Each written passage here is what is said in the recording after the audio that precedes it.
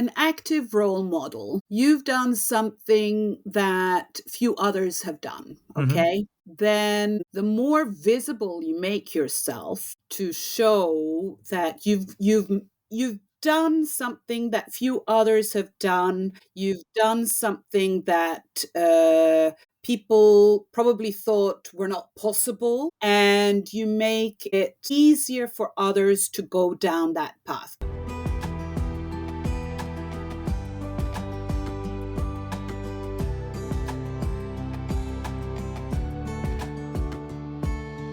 Welcome to Women Disrupting Tech. My name is Dirk-Jan Hupkes, and on this podcast I give the women who work in tech the platform they need to inspire and empower each other. Join me on a journey into the world of entrepreneurship, funding, biases and role models to discover the strategies for success in the tech industry. In other words, how women can disrupt tech.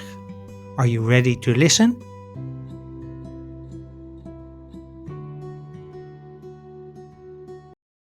Hey, welcome back to Women Disrupting Tech. This is the podcast that is rewriting the narrative of women in tech. I'm your host, Dirk-Jan Hupkes, and I'm on a mission to make DEI in tech a non-issue by the end of 2032. By then, diversity, equity, and inclusion in tech will be so abundant that it's considered normal. So a while back, I asked listeners to tell me what kind of stories they want to hear. And there was one particular response that triggered me in a positive way. I'd like to learn of women who used to play with dolls but ended up in tech. That response came from Sara Leggese. And when I learned about her story and that she's also a role model at Roll It Out, it was easy to invite her onto the show. In this episode of Women Disrupting Tech, Sara and I talk about how she discovered tech without any early exposure, the role of mindset in breaking barriers, and why visibility matters for women in tech. We also dive into why having a technical background can be a game changer for project managers in tech, and what drives Sara to be an advocate for gender equality in tech. So when you're ready to listen and learn why you should never exclude opportunities because of your gender, please welcome to Women Disrupting Tech, Sara Leggese. Hey, good morning, Sara. Good to have you. Question I always ask at the start is how you got into your current job or current position, and floor is yours. Well, good morning, Dirk-Jan. First of all, thanks for having me on the podcast here. How did I get into my current job? Well, it's been a long way. I've worked in semiconductors for almost 35 years. It started right after university. I got my master's in electronic engineering and did my dissertation at Ericsson Microelectronics in Stockholm, working in the design department. So this sort of was a part of the curriculum, the microelectronics curriculum that I majored in at university. And once I started at Ericsson, I finished my dissertation. I started working there in their CMOS fab with process engineering. And that's where I started to get an idea of what semiconductors was all about. It was quite fascinating working, producing chips. Looking in the microscope, looking at these small chips full of millions of transistors, and realizing that this is what it's all about, electronics. And that was 35 years ago, and I'm still in semiconductors, maybe in a different role, but still within semiconductors. The process engineering part, working really hands-on in the fab, producing chips, I did for about 10, 12 years. After that, I took a step out and I went into product engineering. Product engineering, at that time, I had already moved to Holland. And had started working at Philips Semiconductors here in Nijmegen. So, yeah, I did some process engineering work there. I went into product engineering.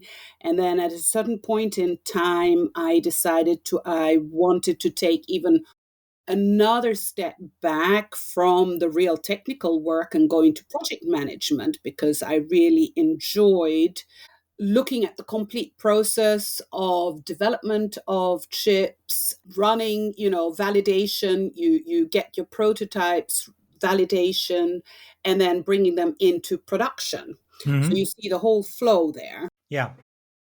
but still within semiconductors. And that's where I've been for the past 35 years. Okay. Yeah. So what I'm hearing you say is that you zoomed out twice. I zoomed out twice, and I probably zoomed out one more time in the last 2 years because I was working as a project manager Huh? for about 15 years. And at one point, I was wondering, what do I want to do next? And it was a little bit of a dilemma. Do I want to go further into project management and program management, for example? Hmm. But on the other hand, I enjoyed working with people. And I think that very late in my career, Yeah. and then I'm talking about in the last 5 years, I realized and actually dared to say out loud, I work good with people. I enjoy working with people. I communicate well with people. And I then decided, instead of going further into project management or program management, I take a step back and I want to go into people management. And that is exactly where I am today. So 2 years ago, I got the opportunity to lead a team at Nexperia, where I am today, back Yeah. in Nijmegen. A team of project managers doing exactly what I have been doing for the last 15 years. So when it came to a choice of um, growing into a people management role, Hmm. I had how should I say, I had some requirements. So I wanted it to be in an area where I had experience. So it would either have been some sort of engineering manager role within semiconductors or project management, leading a team of managers, Hmm. both within semiconductors. So, when looking for a new job at that point in time, you narrow down the opportunities when you have a lot of requirements like that. Yeah. So, but I did back then have a third requirement, and that was that I wanted to be closer to home because at that point in time, I'd been traveling 5 years to Eindhoven from Nijmegen, and I I felt that I needed to come back closer to home. So I got this really good opportunity here in Nijmegen. So it is, what is it? It's 10 minutes to drive and 20 minutes to bike when I bike. I don't do that too often, but there is always that possibility. Yeah, at least, but it's close to home for It's sure. close to Yeah, home, exactly. especially for by Dutch standards, I think it's close to home. Yes, yes. If you can bike to the office, I don't hear a lot of people doing that these days. Well, actually my the neighbor at where I work, the guy who lives next door, he does bike to the office. Yeah. Well, everything has to be good. It has to be really good weather, and Yeah, yeah, it's it's not every not. day that we have that here. No, no. That's one certainty. Yesterday I was going for a workout and I got hailed out, literally. So I had to take shelter underneath a bridge to for the and wait for the hail to Mhm. subside. Mhm. Anyways, I wanted to go back a bit in time because this episode and this conversation starts with a remark that you made on LinkedIn, where Mhm. you basically said, "So I'm curious how many women who end up working in tech actually played with dolls." So I was wondering, you're the daughter of I think a diplomat, and your mother was a medical secretary, right? Mhm. Correct. How did your parents influence your decision to go into tech? Well, directly, they did not. Mm-hmm. But indirectly, I would say that my parents influenced me in the sense that they never put any restrictions on me as to what I can do or cannot do. Mm-hmm. And I think with that mindset, you feel that, well, anything is possible. You Mm-hmm. don't exclude certain professions because of your gender or your religion or your culture or something like that. So, I mean, this is the way I grew up. Like I said, or like you said, he was a diplomat. My mom was a medical secretary.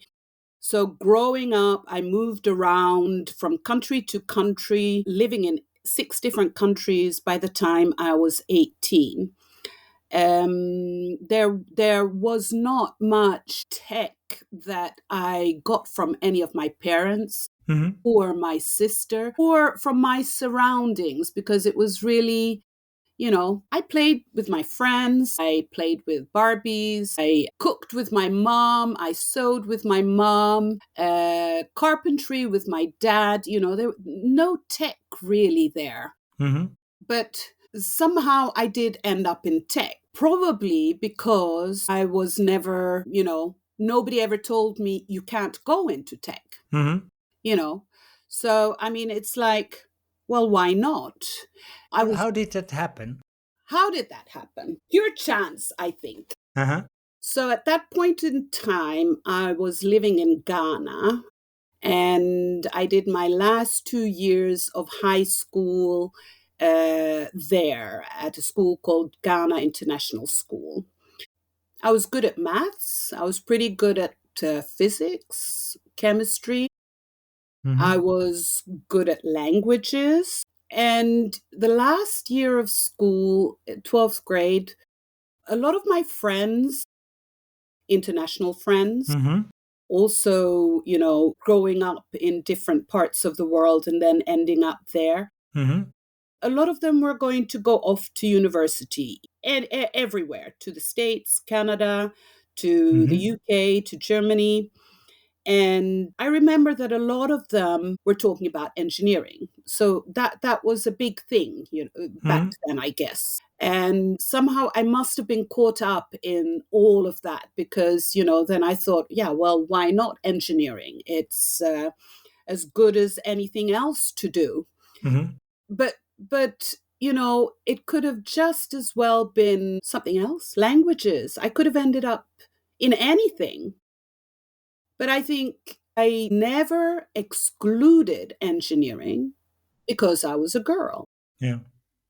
I think that's important too, indeed. But did it sort of, how did you end up in engineering in terms of, you told us I started working at Sony Ericsson, but what happened between that moment, light bulb moment in Ghana, where you thought like, hey, why not engineering? And going to, or stepping into the Ericsson office? Well, okay, so I got my high school degree. Yeah. That was in 82, 83. I was 18 back then. And I've always been a very strong minded person. If Huh? I set my mind to do something, I do it. And I decided back then I want to go move to Sweden on my own Mm-hmm. and go to the university there. Mm-hmm. I did that. I moved away from my family. They were still in Ghana. How was that? How was that? So you end up in Sweden, which Well, is vastly different from Ghana, and not only weather-wise. not only weather-wise, but you also have to remember that I'm half Swedish. Yeah. And I did live in Sweden between 77 and 80, Hmm. and went to high school there before I finished off in Ghana. Mm-hmm. And my sister was actually already living in Sweden. So I wasn't entirely alone. I Okay. moved to my sister, and the first 2 years there, actually, Hmm. Even though I had a high school diploma, the first thing I had to do was learn Swedish Yeah. fluently. Because again, my mom's Swedish, my father's Ethiopian, but we grew up with English. My dad didn't speak any Swedish, my mom didn't speak any Amharic. And so the first year I spent learning Swedish.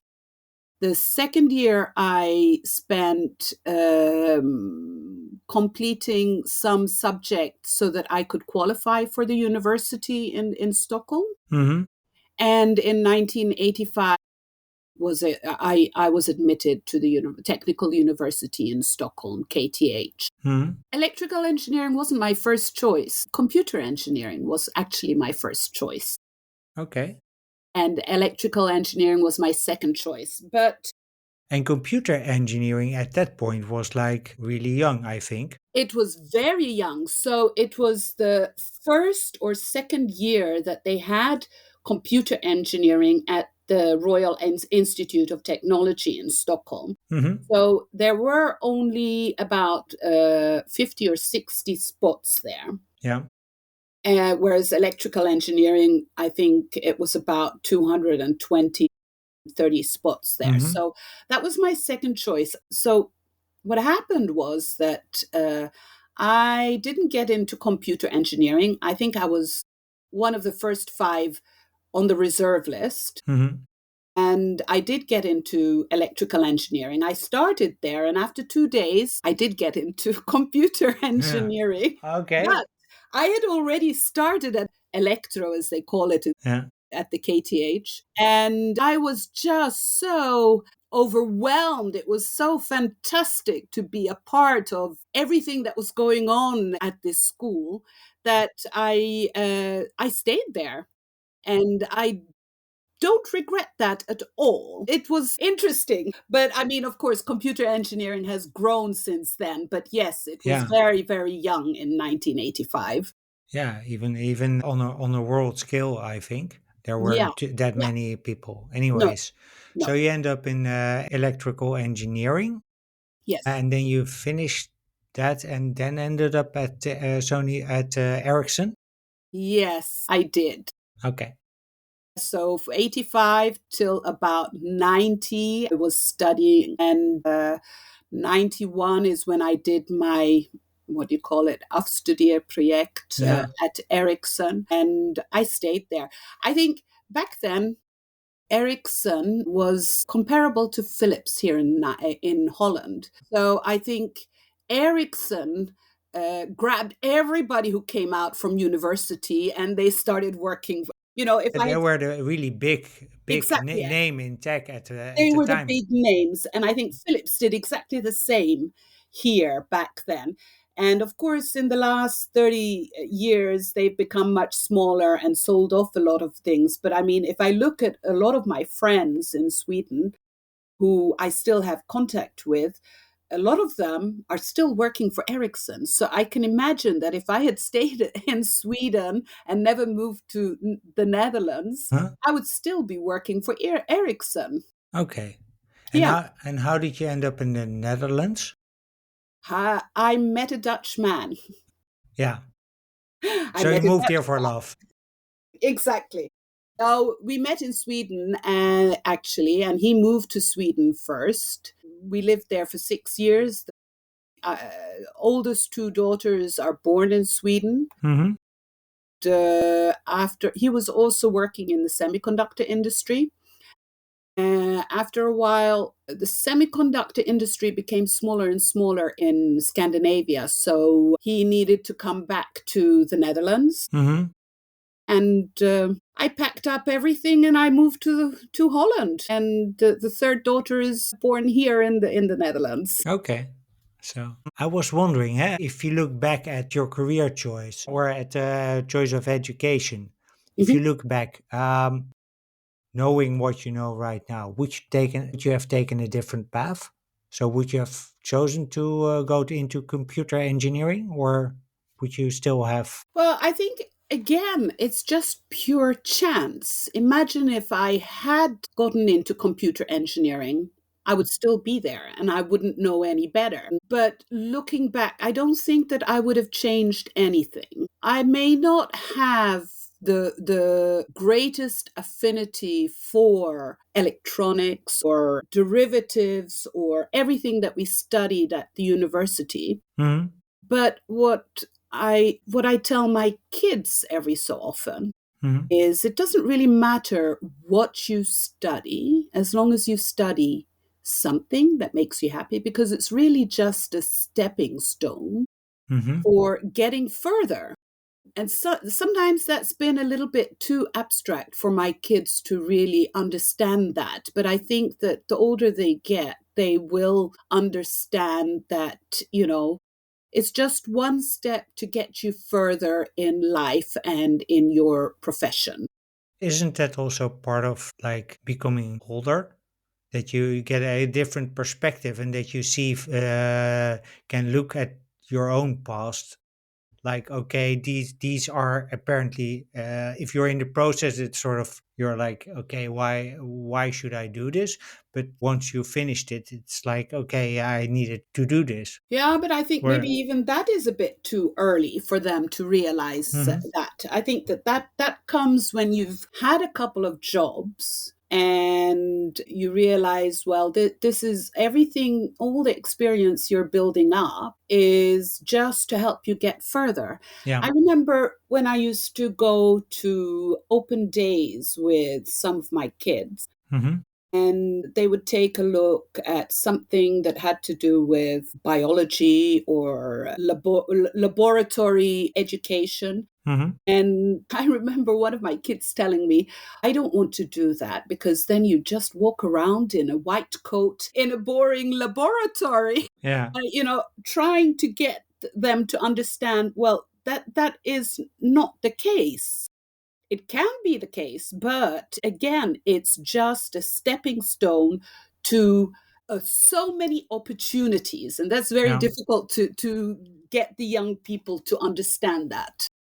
Yeah. So I suggest we switch gears a bit. I was wondering, your current job is at Nexperia. I have a couple of questions about that. My biggest question is actually, how diverse is the environment there? In terms of, is it just men, and has that changed over the past years? Yeah, I was thinking about that because I saw it in the lists there. And I think that Nexperia is pretty diverse, but maybe not when it comes to certain departments, certain roles that are very, very technical. And this is probably not something conscious that happens, but it also has to do with what kind of people actually seek those roles. Mm-hmm. So, if I take a look, for example, in the design department, then I'm only talking about the Netherlands because it could look very different in other parts of the world, and Nexperia has offices globally. Looking in the design department, I would say that it is pretty male dominated. So it really has to do with when it comes to pure engineering roles, we're not there yet. Mm-hmm. And there is a lot of room for improvement. But how do you improve that? I mean, if there are job openings, it already starts there with all the applicants. There aren't too many female applicants for all the engineering roles there. Yeah. How can we change that? Yeah.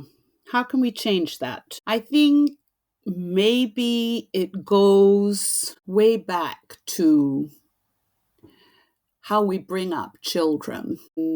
I think there are a lot of things that could influence this picture. Mm-hmm. The way we bring up our children, the way we um, maybe make sure that women are given the opportunity to pursue a career and have a family Mm-hmm. so that we don't have to make a choice there. Make it easy for them to want to have a career. Schooling, try to already at university level or even at high school level to try to stimulate girls to pursue STEM and engineering roles. Hmm. There are a lot of things I think that one can help to improve the. The pipeline. Yeah, exactly. But I mean, if the pipeline is not balanced to start with, then of course, when people are applying for roles, Yeah. there's not going to be any balance there. No. And then you probably still get at Xperia, probably still get the top applicants, or at least, yeah, that you can get. Yeah. So, how do you do this? You talked about upbringing, the importance of upbringing. How do you do? Did you do this? I should say, with your daughters, because you were raised with, let's say, the assumption, okay, there's no, you can choose whatever you want. Is that Hmm. something you carried forward to raising your daughters? I have. I don't have any engineering daughters, just for your information. No, I have. I think the only thing that I've really pushed with my three daughters is make sure you get an education. I have never set any requirements as to what they need to study. They need to figure out what are they good at, and they need to figure out what's going to make them happy. So, that is a little bit my maternal part of me that has pushed them to that. And engineering, I mean, they could have gone into engineering, all three of them, Hmm. because they all have high school diplomas from with NT and K, that is more the science diplomas that they Yeah. have, but they've all gone in different directions, and I've never really restricted them into going into a certain direction. I was wondering, does it also have to do with role models? Either friends who go into, because you had people at high school in Yeah, Ghana that went into engineering. So you thought, well, why can't I? yeah. Do you think that's also important for your daughters, but also because children tend to look around them and see what are my friends doing? And two, more in general, do you think it, if there's more young people choosing engineering, that it makes it more normal for girls as well because they have the role models around them? Well, there are different kinds of role models. I think, you have active role models and sort of passive role models. And I believe everybody is a role model, everybody around you. And I think for my children, they probably see me as a role model in the sense that they see a very strong minded, independent woman who, when she sets her mind to do something, she does it. Yeah. Now, whether that's in engineering or anything else, that's Hmm. besides the point. So, you have role models all around you. Then, when it comes to active role models, I mean, role models that have gone down a path or even paved the path where few others have gone before them, those are the role models that I feel are obliged to make themselves visible to help others go down that path. And the more that go down the same path, then that makes it more normal. I wanted to follow up on that. How do you become a role model?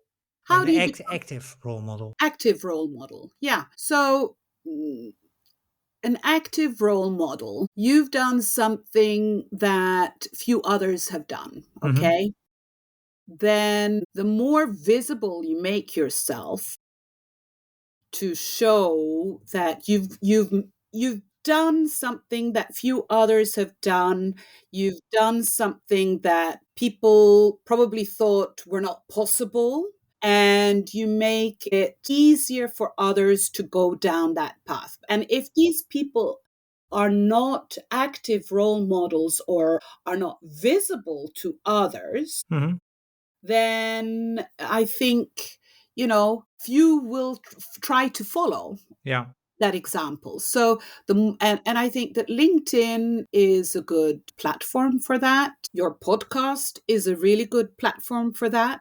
Thank you. Showing people, making people aware of paths that people have taken Hmm. that might not have been the most natural path that you would have thought of Hmm. beforehand, No. and makes you think, okay, that path is possible for me too. So I think the more that we do that, the more normal it becomes. Or, yeah, if we're talking about engineering, then try to make it more gender neutral, for Yeah. example, that, it's not such a big thing. Do you encourage people at Nexperia, especially the women around you, to be visible and to really I take do. up? Yes. How do they respond to that? Well, we do have a number of roll it out role models within Xperia. I think we're six together. Yeah. And I'm probably, how should I put it, the most seasoned of them all. Mm-hmm.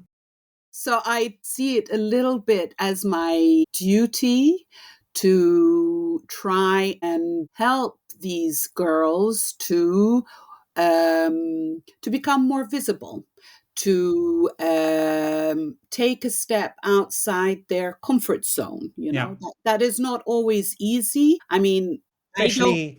Especially visibility and telling people what you've achieved as a woman is, at least until recently, was something that a woman wasn't supposed to do. Let me put it that way. You're right. And I think it's only in the last 5 years personally that I actually can say out loud what I think that I'm good at without sounding like I'm boasting or I'm. I Mm-hmm. think it's more recognizing your own talents Mm-hmm. and being able to verbalize that. Yeah.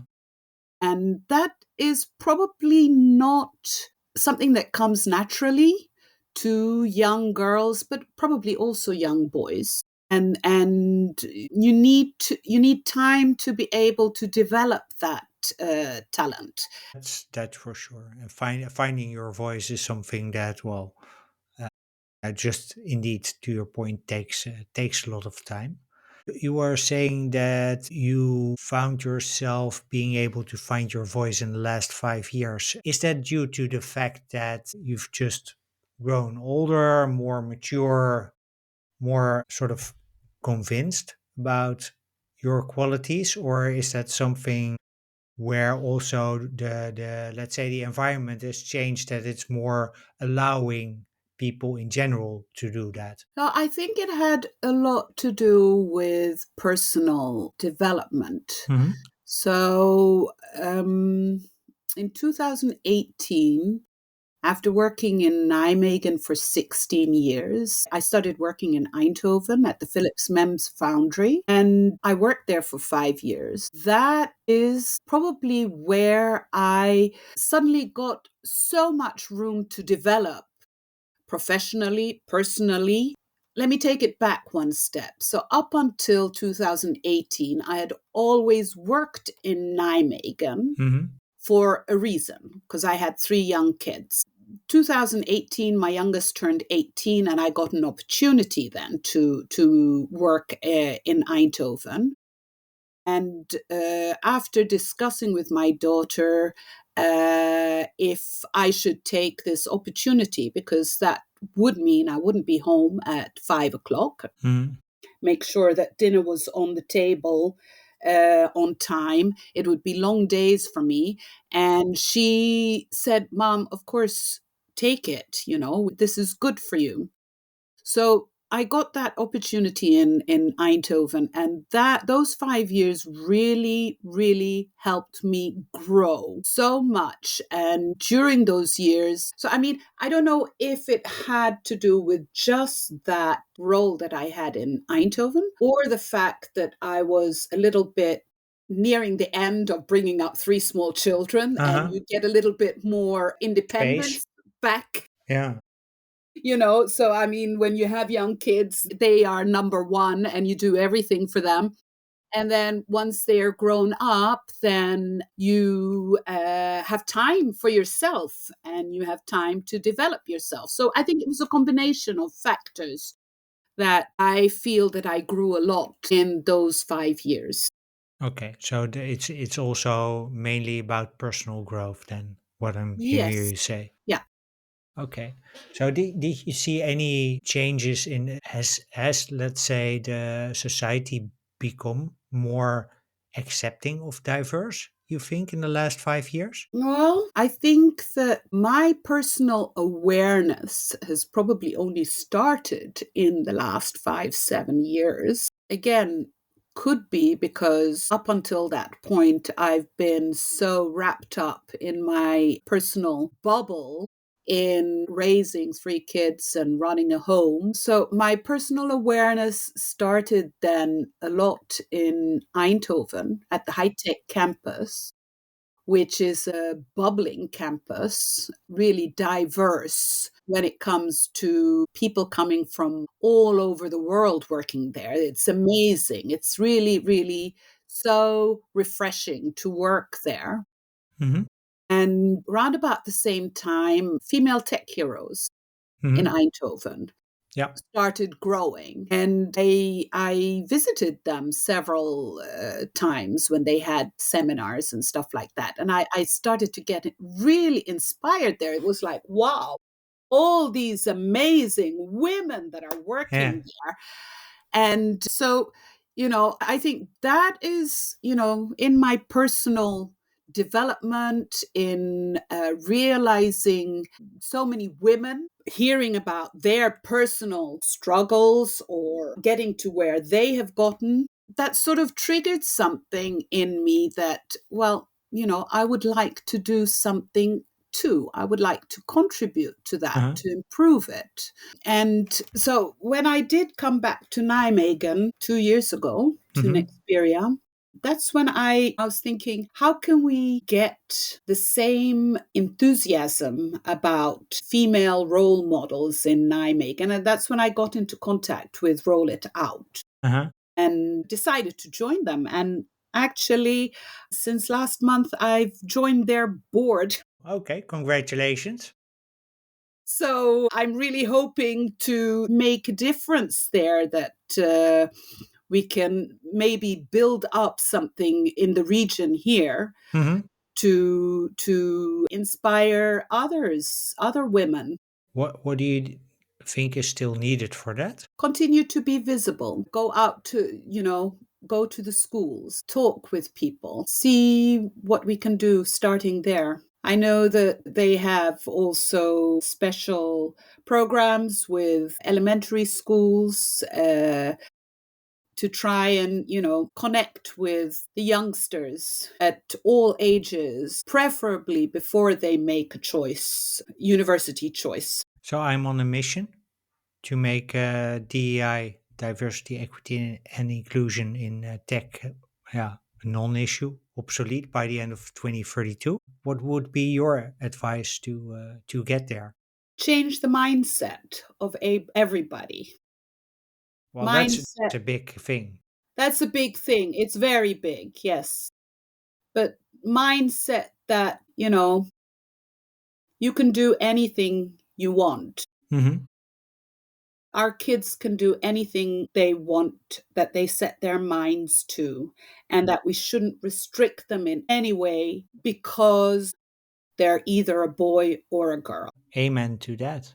So thanks very much for the conversation, Sarah. I really enjoyed it. If people want to learn more about you or maybe find a job at Nexperia, where would you like to send them? They can always contact me via LinkedIn. Okay, Yeah. cool.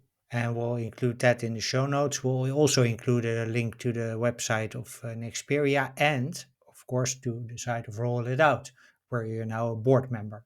Yes. So, Great. so Sara Leggese, thank you very much for this amazing interview. Listeners, thank you very much for listening. And until the next episode, keep being awesome.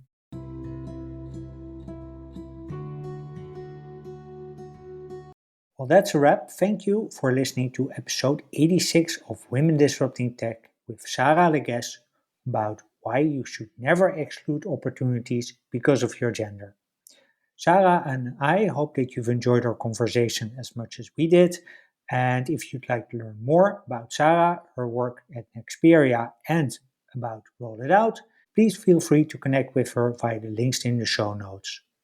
As usual, you can find the show notes at womendisruptingtech.blog. On the same website, you can also become a member of the Women Disrupting Tech community. As a member, you get early access to new episodes, and you'll get a handwritten email with the special moments of each of the episodes. Plus, you'll be the first to hear when new blog posts come online, so check out the show notes for a link. When you're looking for a role model to inspire your own hero's journey in tech, I invite you to check out one of the other episodes of this podcast on Spotify, Apple, and YouTube. And if you're a regular listener, please give the show a rating or a review because that way you help other people discover the podcast. If you're a male ally and you want to help the Women Disrupting Tech make this podcast obsolete by the end of 2032, there's a simple thing you can do. Please share the podcast with friends, family, and co-workers because this way you give my guests a platform they need to make it happen. Finally, if you want to connect with me, you can reach me via dirkjan at womendisruptingtech.blog or you can send me a DM on LinkedIn. On LinkedIn, simply type in my name and you'll find me. With that, I wish you a wonderful day. I hope to see you in the next episode and until then, keep being awesome.